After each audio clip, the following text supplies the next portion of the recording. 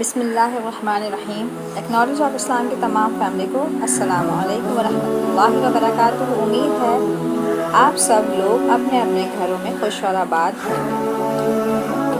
ہماری یہی دعا ہے کہ آپ لوگوں کو اللہ تعالیٰ سلامت رکھے اور ہر خوشی سے، ہر نعمت سے نوازے۔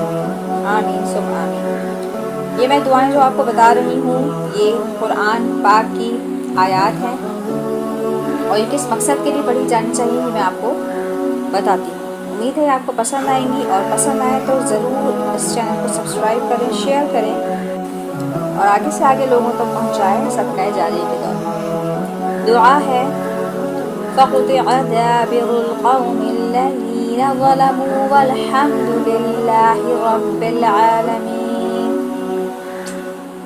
ظالم کے ظلم کو دفع کرنے کے لیے 3 دن تک 21 مرتبہ پڑھنا بہت مفید ہے۔ یہ آیت مبارکہ بڑی جلالی ہے۔ اس کو ناجائز مقصد کے لیے پڑھنا اپنے آپ کو ہلاکت میں ڈالنا ہے۔ جب ظالم کا ظلم ناقابل برداشت ہو جائے تب اس دعا کا استعمال کریں۔